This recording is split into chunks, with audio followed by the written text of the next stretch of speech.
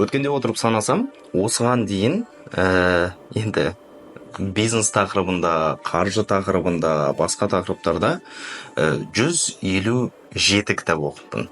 Әрине, мен дейтін барлығы да оқитын, мысалы, над пропастью, варжи, 1984, скотный двор деген сияқты тек қана әдеби кітаптарды емес, осындай бизнес тақырыбындағы кітаптарды айтып жатырмын.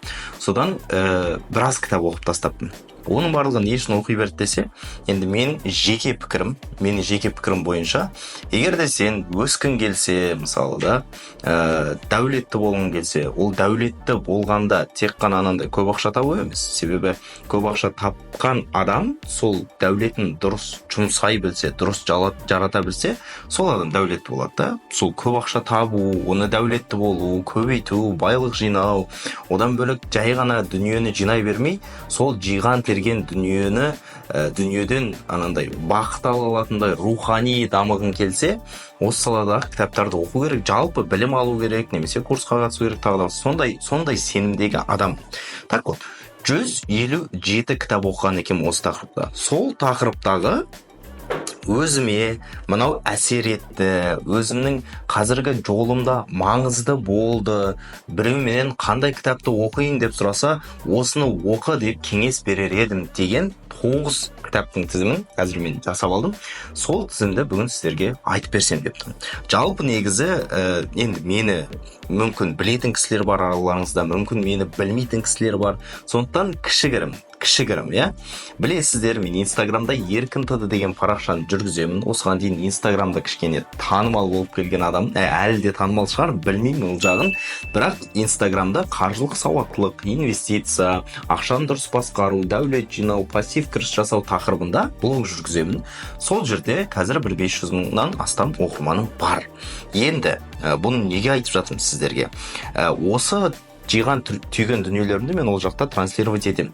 Сонымен қатар дәл өзім айтып жатқан дүние, акция, облигация, алтын, жылжымайтын мүлік, әйтеуір бір капиталға инвестиция жасап, тапқан табысымды, мысалы мен сабақ беріп ақша табамын, әртүрлі бизнестерден ақша табамын. Сол тапқан, жиған терген табысымды капиталға айналдырып, көбейту жолында жүрген адамын. Бұйырса, міне жақында $1 миллион капиталға жетем деген ниеттем. Негізі осыған дейін 2024 жылдың аяғында шыны керек мен оған жеттім. Бірақ әрдайым өзінің бірағы болады. Бірақ соның бір бөлігін мен енді 1 миллионға жеткеннен кейін, әдетте отбасыға көмектесу үшін өзің жағдайыңды жаса дейді ғой. Кішкене бір бөлігі жеткеннен кейін ақырындап отбасыма кішігірім көмектестім. Қайтадан 1 миллионнан түсінді. Енді қазір қайтадан 1 миллионға жетсем деген мақсатты қайда қойып жатыр. Так вот, енді долларовый миллионер дейді ғой, жасым 29-да. Долларовый миллионердің өмірін уже ақырындап сезіп көрдім да. Бұйырса 30-31 жасымда уже долларовый миллионер емес, долларовый мультимиллионер болсам деген ниетім бар. Осы жолдарда қандай дүниелер, қандай білім көмектесіп жатыр, осы кітаптардан алдым деп айтсам, өтірік айтпаймын. Әрине, өмірде алған тәжірибе бар. Мен қатысқан курстардан үйренген дүниелер бар.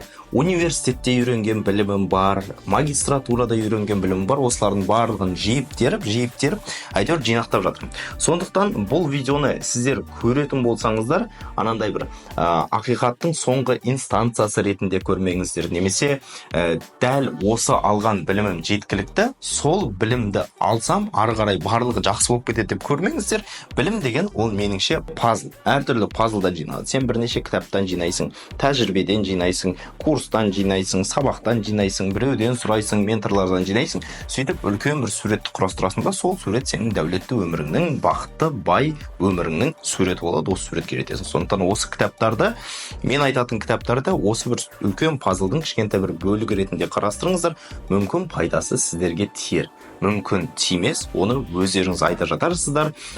Мен бастамас бұрын, мына осы видеоның астында комментарийға өздеріңіз осыған дейін оқыған кітаптардың ішінде топ 5-ін тізіп жазып көріңіздер. Мүмкін сіздер ол тіпті не үшін ол сіздерге ұнады деген себептеріңізді жазсаңыздар, маған да пайдалы болар. Мен де сол тізімдердің арасында біраз кітаптарды оқып көрермін. Мүмкін маған болмаса басқаға пайдаң тиіп жатар, ал біреуге пайдалы болу деген бұл өмірде ең маңызды сезімдердің бірі, иә. Сонымен қандай кітаптарды айтамыз? Бұл кітаптарды мен қазір ешқандай топқа бөлмеймін. Бірінші ремарка. Екіншіден, бұл кітаптардың мен қазір 9-шы орын 8-ші орын, 10-ші орын деп мен оларға бір приоритет бергім келмейді. Есіме қазір қайсысы түседі, соларды мен айтып беремін, бірақ негізі мен оны ойша тізімдерімді жасап алдым.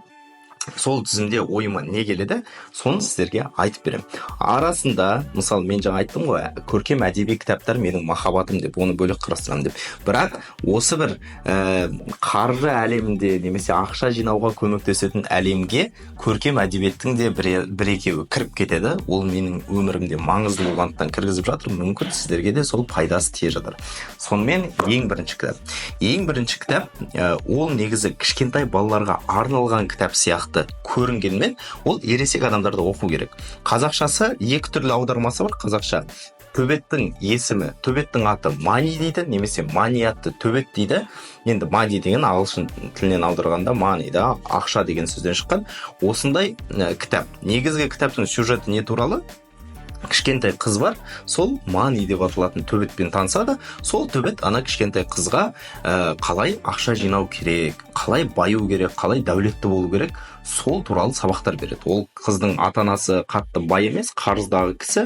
Сол қыздың жолында Манидің арқасында бай адам кездеседі. Сол бай адамнан алған өзінің менторлығы деп айтса болатын шығар, қазіргі тілмен менторлығы бар, және сол жерде айтылатын ақшаның ережелері, ол шын әлемде сенің жасың 12-де болса да, сенің жасың 25-те болса да, мүмкін мына жерде 40 жасар кісілерді көріп жатқан шығар, солардың барлығына көмектеседі. Жай ғана ақша жинау үшін, мысалы, біз көп ескермейтін бірнеше ережелер бар. Сонымен қатар тіпті қор нарығының инвестициясы, акциялар, облигацияларға инвестицияны тіпті 12 жасар балаға да түсінікті болатын тілде жеткізген. Менің ойымша ондай әрине идеялардың барлығы базалық принциптер болғанына қарамастан, дәл сондай деңгейде оңай түсіндіретін дүниелер жиі кездеспейді. Сондықтан егер де қаржылық сауаттылықты үйренемін, осыған әдет қалыптастырамын десеңіз, ең алғашқы қадамды осыдан бастауға болады деп ойлаймын. Бұл бір. Екінші кітап, ол кішкене сізге енді қалай әсер ететінін білмеймін, бірақ мен өзіме қандай әсер алғанымды айтайын. Маған армандауға көмектесті. Мен кішкентай кезімнен шыны керек бай болуды армандаған, бай болғым келген, бірақ бай болудың жолы көп, иә. Мысалы, жолдың аяғына жететін бір нүкте болса, нәтижеміз мәреміз дейді да. Сол мәреге жетудің әртүрлі жолдар болуы мүмкін. Жолдан қисайып кетіп, басқа бір жолмен, әртүрлі жолмен жетуге болады.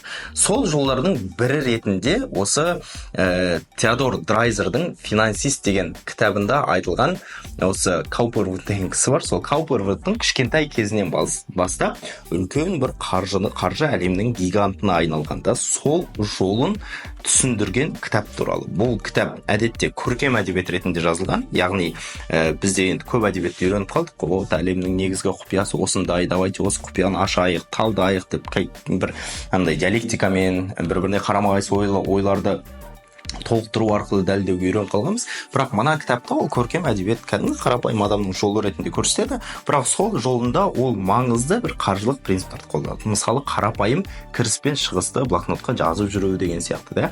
Бір жерге жұмысқа тұрған кезде, мысалы, екі адамның ортасындағы сәтті келіссөзді жүргізу стратегиялары. Сонымен қатар, мысалы, қазіргі қор нарығында жұмыс жасамайтын, бірақ принципі более-менее түсінікті болатын, мысалы, вексель, акция, облигация деген дүниелерді өзінің мақсатында қалай қолдануға болады, иә. Мысалы, Америкада ол жұмыс жасамаса да, қазір Қазақстанның ішінде қарапайым қор нарығына шықпаған компаниялар туралы дәл осындай принциптерді қолданып жұмыс жасауға болады. Сондықтан дәл осы Каупервудтың баю жолы мен үшін үлкен мотивация болды. Себебі мен өзімді анандай бір жолда көрген жоқпын да. Мысалы, мен қазір госструктураға барып бір ағашқаның жанында жүріп, содан бір байып кетемін деген сияқты өзіме жол көрген жоқпын. Немесе мен өзімді кішкентай кезімнен демей ақ қояйын, бірақ есейе келе өзім мамандығымда экономикада бар. Қаржы әлемін меңгере отырып, жалпы бизнестер мен бизнестердің ортасында қарым-қатынасты меңгере отырып, сәтті келіссөз жүргізе отырып, сонымен қатар өзіме қажетті білімді ала отырып, өзімді дамытып байым деген жолды таңдағанмын. Сондықтан осы кітап маған осы тақырыптарда дәл осы бағытында үлкен мотивация берді. Егер де қарапайым бір адамның жақсы өзінің ақылын, интеллектін қолданып байыған жолын көрем десеңіздер, Теодор Драйзердің осы «Финансист» деген кітабы сіздерге көмектесер. Оның финансистан бөлек те тағы бір негізі 3 томдық кітап, тағы бір томдары бар, бірақ маған уже екінші томы шыны керек қызықсыз болып кетті. Себебі екінші томы ол уже байыған адамның әйелдермен қарым-қатынасы, тағы да басқа әртүрлі дүниелер көп қосылып кетті. Сондықтан маған тым қатты қызық емес болды. Бірақ сол моментте байыған кісінің тек қана ол жерде жақсы жақтар емес, мысалы оның да жаман тұстары да бар, оның да мысалы түріне қарап жиіркенетін тұстары да бар. Солардың барлығы өте жақсы ашылған керемет кітап деп айтсам болады. Мен үшін өте керемет орын алады. Үшінші кітап жаңағы Теодор Драйзер деген осы бизнес әдебиет пен көркем әдебиеттің ортасында болса, үшінші кітабым менің толықтай көркем әдебиет деп айтса болатын шығар.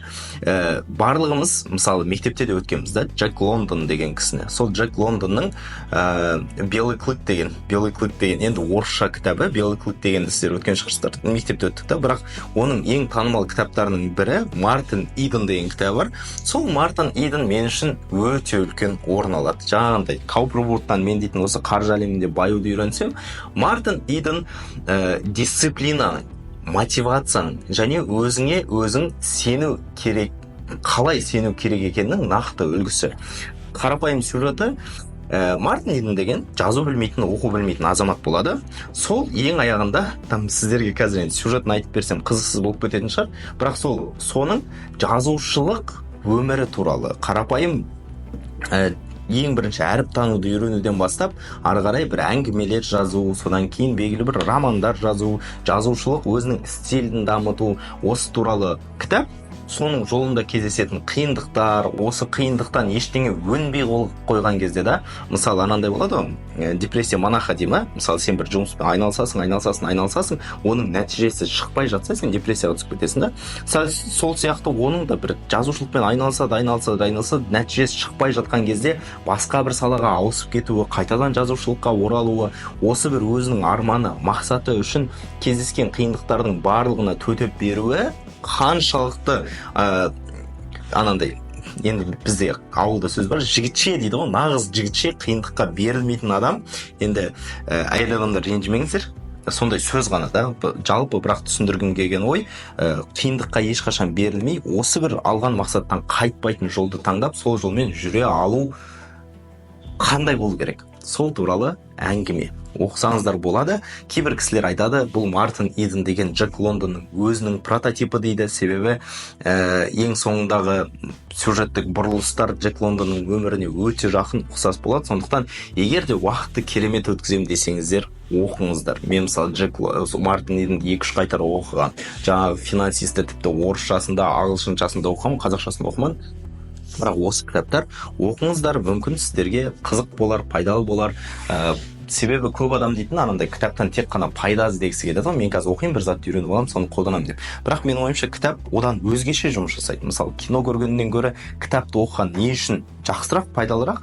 Себебі пайдалырақ деп айтсақ та болатын шығар. Себебі біз кітапты оқыған кезде бір дүниеге ұзақ уақыт фокус қоюымыз керек. Сол ұзақ уақыт фокус қойғанда біздің фантазиямыз, картинканың орнына фантазиямыз жұмыс жасайды да, бізге кинодан гөрі әдемірек картинкалар шығарады. Кинодан гөрі ұзағырақ, тереңірек есте қалатын дүниені шығарады. Сондықтан кітапты оқу ол өте үлкен ләззат алатын момент. Кітапты оқыңыздар. Төртінші кітап, мен бұны барлық жерде айтып жүрем, Вавилондағы ең бай адам деген кітап. Ақшаның қарапайым ережелері. Мысалы, қарызға кіріп кеткен адам қарыздан қалай шығу керек? Оның әрине мынандай магиясы жоқ, бірақ оның стратегиялары бар. Қарыздан шығу стратегиялар қарапайым. Немесе мен қазір қарызым жоқ, бірақ қарапайым жұмыста жасап жүрген адам. Айына 200 мың теңге табамын. Айына 200 мың теңге табатын адам қалай асықпай, аз-аздан үздіксіз дәулетті бай адамға айнала алады? Мүмкін ба? Мүмкін. Стратегиясы түсінікті, қайталанатын әрекеттер, қандай әрекеттер жасау керек, осы кітапта толық ашылады. Тіпті инвестицияның принциптері. Өткенде мен бір видео салғанмын, Астанаға келген кезде сәтсіз инвестицияларым болды. Бірақ сол сәтсіз инвестицияны қалай жасамау керек деген ереже осы Вавилондағы ең бай адам, Джордж Клейсон ғой деймін авторы. Вавилондағы ең бай адам деген кітапта толықтай ашылып, толықтай жазылған. Егер де мен соны өзімнің тәжірибемнен, өзімнің қателігімнен үйреніп емес, сол кітаптан алған білімді просто қолдана салсам, ондай қателіктер жасамайтын едім. Мысалы, қаншама миллиондаған ақша жоғалттым мен осы инвестицияда, солардың біразын жасамайтын едім. Сонымен қатар тіпті инвестициядағы негізгі принциптарды ашылады. Ал кітап 1926 жыл жазылған.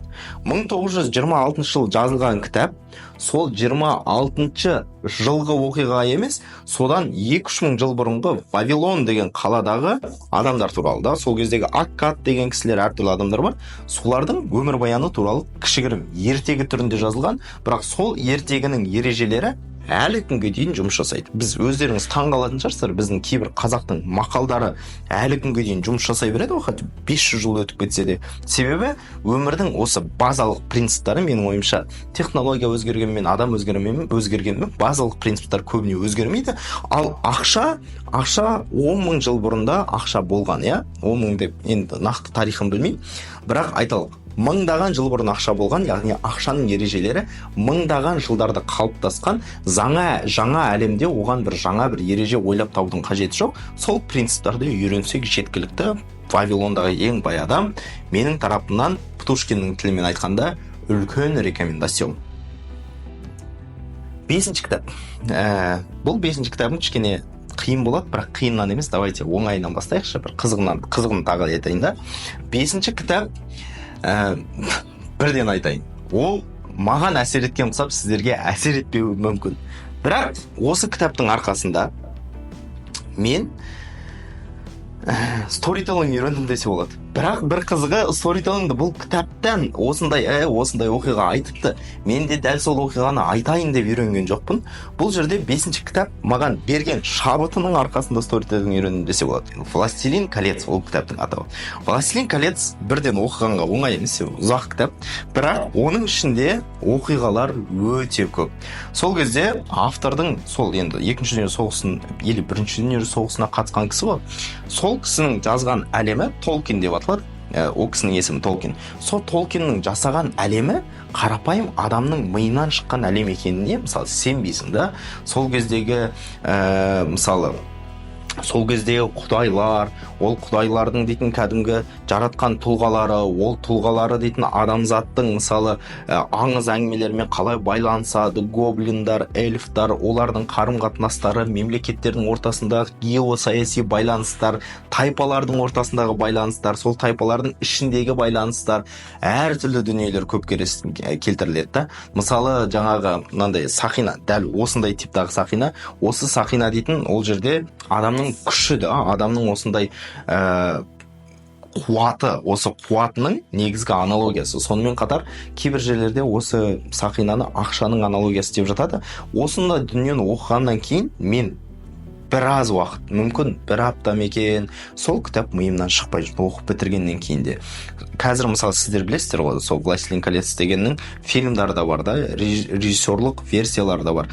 Мен әрбір режиссерлық версиясын кемінде 10 рет, 15 реттен көргем, ол туралы барлығын жатқа білем десе болады. Сол әлемді жатқа білем, бірақ сондай дүниені студент кезімде енді қатты қуған кезім бар, и сондай бір кітапты жазып, ондай үлкен кітап болмаса да, әйтеуір бір елдің есінде қалатын кітап жазу деген арманым менің сол кезден пайда болған. Сол үшін мен сторителлингнің ережелерін үйрене бастадым. Сол үшін мен блогерлікті бастадым. Сол үшін Инстаграмда бастадым. Сіздерге бір құпия айтайын, ешкімге еш жерде айтқан емеспін, бірақ менің Еркін деген есімім қайдан шықты десем, менің атым Еркебұлан ғой. Бірақ Инстаграм Еркін да. Неге Еркін десек, менің алғашқы жазған әңгімелерімнің кейіпкерінің есімі Еркін деген жігіт болатын. Сол Еркін деген жігіт туралы мен біраз әңгіме жазғам. Сол Еркін, мысалы, мен қазір өміріме қалай әсер етті да. Сондықтан бұны мен не айтқым келіп тұр? Нөмірі 5-ші кітабым.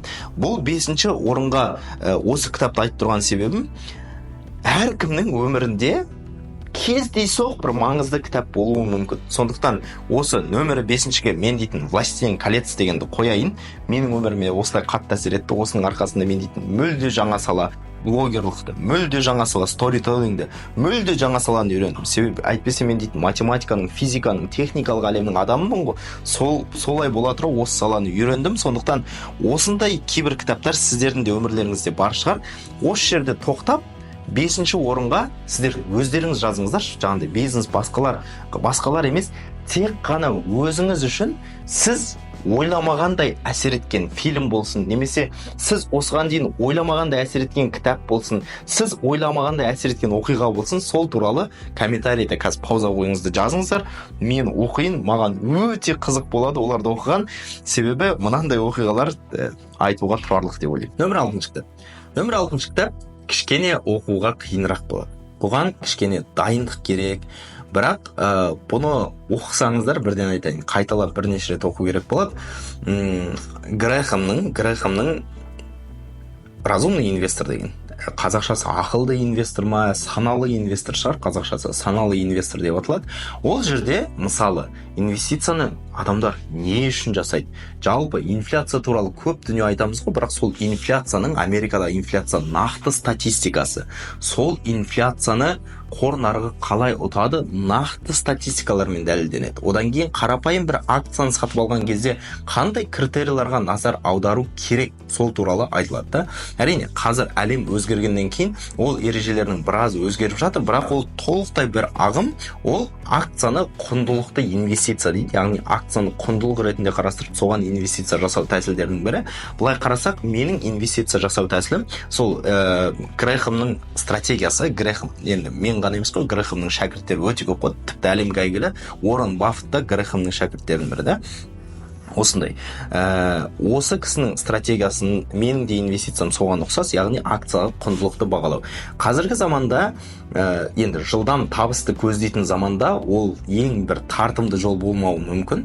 Бірақ мысалы, жылдам табысты көздемеймін. Мен асықпай байығым келеді, азыздан үздіксіз байығым келеді. Ешқайда асықпаймын. Құдайға шүкір, Құдай бұйырса ертең өліп қалайын деп жатқан жоқпын. Ертең де өмір сүремін деген жоспарым бар. Жоспарлап өмір сүргім келеді десеңіздер, осы кітап сіздерге жақсы бір сабақ болады. Ал егер де мысалы мен өте үлкен рискқа барғым келеді, бүгін ақшамды салып ертең шығарып алғым келеді, мен лотерея ретінде қараймын, бизнестарым менің мысалы ақша салам, бір жылдың ішінде маған табыс көрсетпесе бұл бизнес емес деген сияқты. Егер де сондай стратегиямен жүрсеңіздер, мен ол стратегияның қаншалықты жақсы, қаншалықты жаман екенін білмеймін. Маған өте қатты ұнамайтын стратегия. Осындай ойдағы адамдарға, осындай ойдағы бизнестарға мен ешқашан өзімнің ақшамды салмаймын, инвестиция жасамаймын.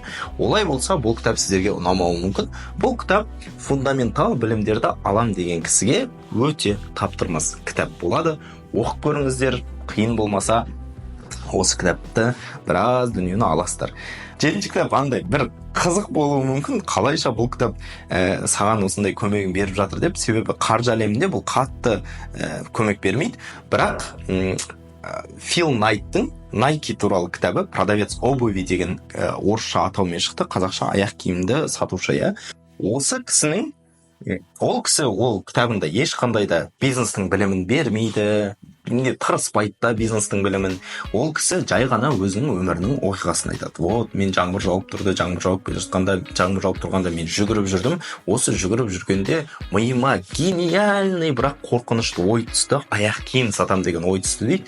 Бірден ойлайсың, аяқ киім сатам деген ойдың қай жері безумная идея, қай жері гениальный ой, қай жері қорқынышты ой. Қарапайым адам аяқ киім сатады ғой деп.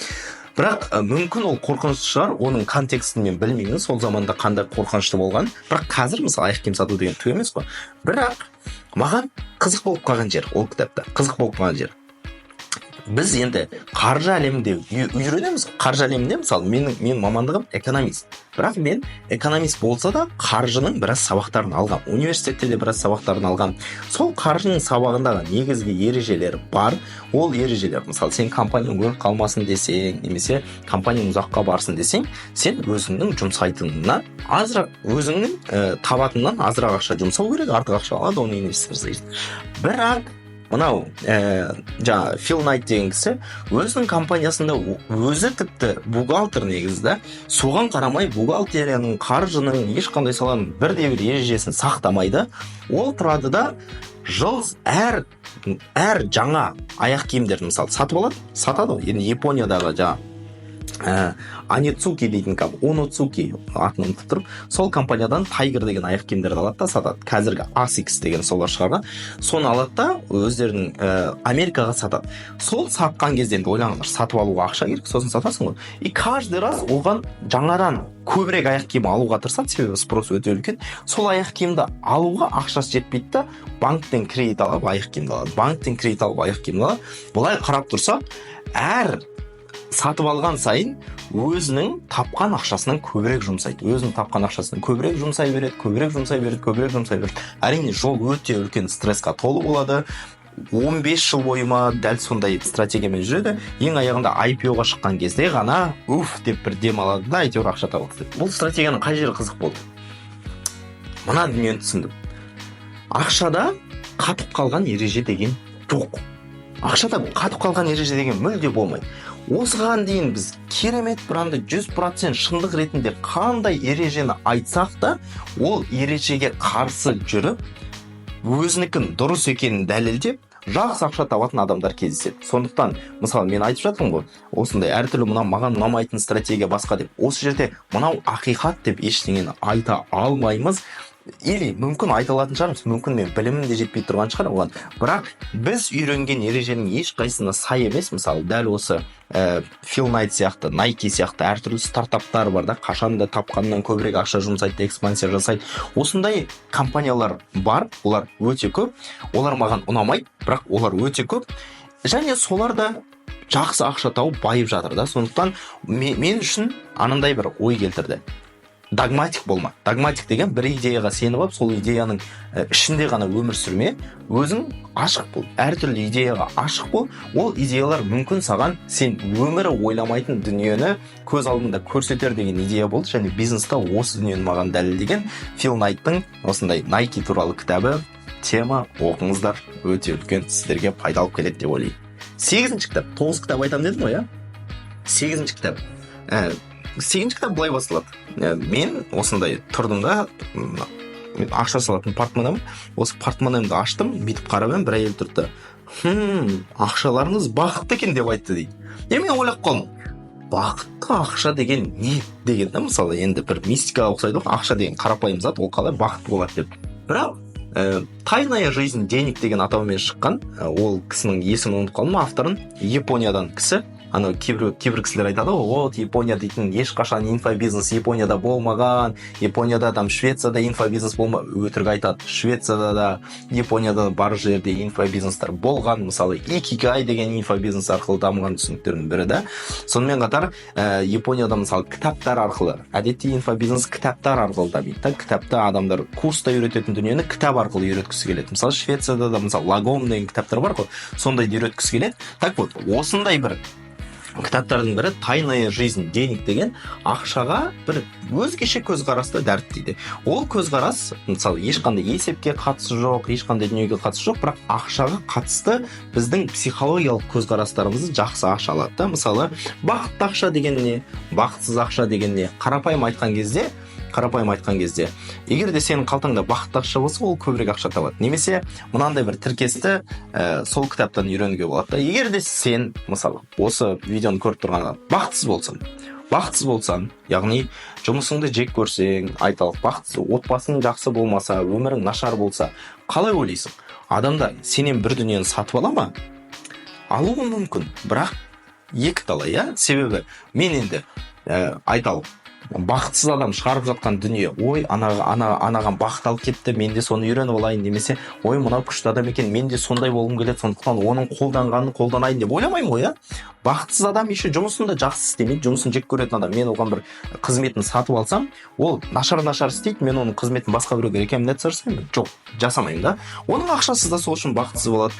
Ал енді айталық, бір жақсы әлемде елестетейік. Мен бақыттымын, мен жұмысымды жақсы көріп істеймін, мен жұмысымды істеуімнің негізгі себебі алғыс алу. Ал алғыстың негізгі критерийі ақша деп елестетсек. Маған мысалы сіз ақша бересіз, мен сол үшін от души жұмыс жасап берсем, сіз не істейсіз? менің жұмысымды басқа біреуге айтасыз да, вот Еркебұлан күшті жұмыс жасайды екен, сабақ беремін мен мысалы да, Еркебұлан күшті сабақ береді, үйреніп алыңдар, ол барлығын от души жасайды деп. Содан бөлек мен мысалы бақытты өмір сүріп жүрмін делік та, соны көрсетемін, адамдар мен сияқты болғысы келеді мысалы да, сол үшін де менен білім алады. Яғни бақытты әлемде ақша бақытты болады, ал бақытты ақша көбірек ақша. Яғни осындай бір түсініктерді жақсы ашуға тырысады. Тайная жизнь денег. Жаттап алыңыздар, оқып алыңыздар, осы дүниені өздеріңізге қолдансаңыздар болады. Соңғы кітапқа мынаны айтайыншы, біраз ойландым, қайсысын қосайын деп, осы бизнес әдебиетінде қайсысын қосайын деп. Мысалы, менде кандидаттар мынандай болды. Көпшілікке, жаңадан бастайтын адамға кәсіп саласына кіруге көмектесетін «Богатый папа, бедный папа» деген бар. Содан кейін дәл сол Кийосакидің кітабы «Квадрант денежного потока» деген дүние бар. Сонымен қатар мынандай кітап болды, мен осыны бір жарты жыл бұрын ғана оқуды бітірдім, «Теория каст и ролей» деген. Осының үшеуінен ортасынан таңдай алмай тұрдым да, бірақ маған идеяны бір толықтырақ дәлелдеп, мүмкін айталық жеткізіп түсіндірген, мүмкін дәлелдер көп болуы мүмкін «Теория каст и ролей» деген кітап бар. Сол кітапты мен өзімнің тізіміме қостым. Ол кітап не туралы? Жалпы «Квадрант денежного потока» деген кітапты оқысаңыздар, дәл соған ұқсас идеялар айтылады. Адамдардың тарапында, мысалы, каста деген не? Индияның дінінен, индуизмнен шыққан ғой. Индуизмда әртүрлі касталар бар. Естіген шығарсыздар, әскерилер, брахмандар, сосын анандай негізгі 4-5 каста бар дейді, бірақ кейбіреулер 20 шақты каста бар деп айтады да. Мысалы, неприкасаемый дейді, оларға тиісуге болмайды, себебі тым төмен таптағылар, сондайлар. Біз тіпті тарихтан өттік қой да, мысалы брахмандар басынан жаратылған, жаңағы төменгі таптағылар аяғынан жаратылған, әскерилер қолынан жаратылған деп. Ол ерекшелігі не? Кастаның ерекшелігі бір кастадан екінші кастаға өту мүмкін емес. Вообще мүмкін емес. Мысалы, мен брахман болсам, мен әскери болып кете алмаймын да. Сонымен қатар бір кастадан екінші кастадағы адамдар қыз алысып, қыз беріспейді, мысалы да, бір-бірімен байланысы да аз болады. Так вот, «Теория каст и ролей» деген, ол тек қана Индия емес, бүкіл әлем сондай жүйемен жұмыс жасайтынына біраз мысалдар көрсетеді. Және әрине оның дәлелдерінде мүмкін кемшіліктер бар, бірақ қызық идея. Қызық идея былай. Егер де сен кедей болсаң, айталық, сен бай болып кетуің өте қиын. Ол үшін сен бүкіл контринтуитивті дүниелер жасауың керек, контринтуитивті әрекеттер жасауың керек. Әгер әдетте қарапайым интуицияға сай, қарапайым логикаға сай әрекеттер жасасаң, сен мысалы ол кастадан шыға алмайсың дейді. Өзіміз айналамызға қарайықшы. Мысалы, байлар мен кедейлер қаншалықты жиі үйленеді бір-біріне? Өте сирек кездеседі. Әдетте байлар байлармен үйленеді, кедейлер кедейлермен үйленеді. Мысалы, байлар мен кедейлер бір-бірімен қаншалықты жиі араласады? Қарапайым университетте, мысалы, бай балалармен араласады, орта таптағылармен араласады да. Енді кейде кездеседі байлар дейтін, мысалы, жай қарапайым адамдармен де араласатын. Сондай. Яғни, адамдар осындай байлығына қарай, өзінің дейтін белгілі бір, мысалы, саяси элитаның мүшесі болса, тағы да басқа, осындай белгілі бір өзінің кастасының, өзінің тобының арасында ғана байланыс жасайды, өзінің тобының арасында ғана үйленеді, және сол арқылы байиды, дамиды деген сияқты түсініктерді ашады. Бірақ осы кастаның ережелерін қалай бұзуға болады деген түсініктерді де сол жерде талқылайды. Егер де сіздер мысалы сол идея қызық, маған өте қызық болды да, себебі мен керемет бай отбасынан шықпаған. Мен қарапайым отбасынан шыққан, сол қарапайым отбасы маған дейтін әдетте біраз мүмкіндіктер берді. Мысалы, мен Қазақстанда ең үздік білімді алдым. Мысалы, РФМШ-да, физматта, мектептік білімдер Қазақстанда біздің мектептегі сияқты білімдер жоқтың қасы. Сонымен қатар мен университетте де тек қана Қазақстанның меркасында емес, осы Орта Азия, СНГ дейді, ТМД елдерінің ішіндегі мүмкін ең үздік білімді алған шығар.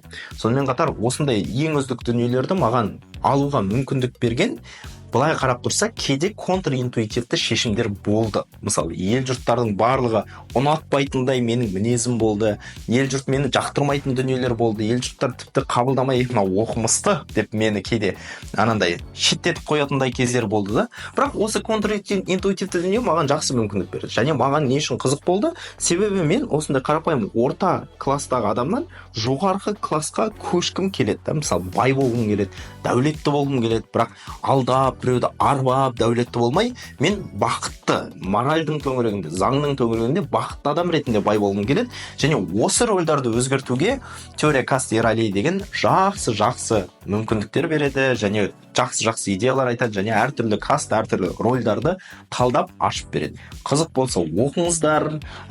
Егер де комментарийға осы жерде мен айтқан кітаптардың қайсысын оқыдыңыздар, соны жазсаңыздар болады.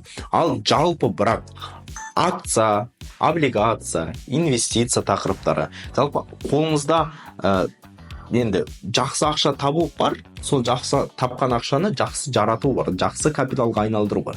Ақшаны дұрыс басқару арқылы дәулетті өмірге жетем десеңіздер, сол бағыт сіздерге қызық болса, ақшаны дұрыс басқару арқылы қаржылық сауаттылықты меңгеру сіздерге қызық болса, сол қаржылық әдеттерді меңгеру қызық болса, мен енді тапқан ақшамды капиталға айналдырып, өзінің қателігі бар, өзінің үйренген дүниелерім бар, тәжірибелерім бар, сол арқылы инвестиция жасап, дәулетімді көтеріп, пассив кірістің жолында жүрген адамын.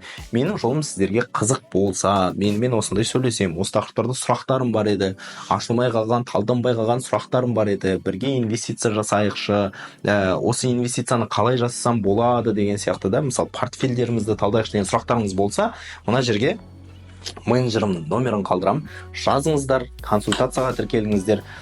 Консультацияның бағасын айтпаймын, себебі енді қазіргі баға бар, оны менеджерінен сұрасаңыздар болады, немесе инстаграм бар ғой, инстаграмға кіріп стористарында сұраңыздар, инстаграмда жазыңыздар. Солай бағасын неге айтпаймын десек, енді мысалы баға ол қарапайым нарықтық экономикаға тәуелді. Ертең мысалы тым көп сұраныс болып жатса, онда мен дейтін либо сіздерді алмай қоямын, либо бағаны жоғары көтеруім керек болады. Ондай шешімді мен дәл қазір қабылдай алмаймын. Сондықтан солай, егер де консультация қызық болса, жазыңыздар, курстар қызық болса, менеджерға жазыңыздар, оқыңыздар. Ал жалпы бұл видеоға сіздерден не сұраймын? Егер де видео пайдалы болса, менің айтқан әңгімем енді асықпай айтуға тырыстым. Мүмкін сіздер машинада отырып тыңдайсыздар, мүмкін былай отырып видеосын көріп тыңдайсыздар. Пайдалы болсын деген ойым болды. Менің кітап оқудағы подходым мүмкін сізге қызық болар. Осы дүниелер сіздерге әйтеуір бір жақсы бір уақыт өткізсеңіздер, онда лайк басыңыздар. Жақсы уақыт өткізбей ұнамаған болса, дизлайк та басыңыздар. Жалпы лайк басыңыздар, дизлайк басыңыздар, поделиться деңіздерді туысқандардың, достардың группасына жіберіп қойыңыздар. Мүмкін олар да кітап оқиды, кітапқа қызығады. Себебі жеке менің пікірім бойынша, әдетте видео контентті тұтынудан гөрі кітапты осындай әріптермен жазылған дүниені тұтыну, ол біздің миымызға жақсы әсері көбірек деген пікірім бар. Енді ол дұрыс па дұрыс емес па білмеймін. Сондықтан қараңыздар, оқыңыздар, үйреніңіздер. Мен парақшамда бірге болыңыздар. Әлі пайдалы контент, қызықты контент көп болады деген ойдан. Сау болыңыздар.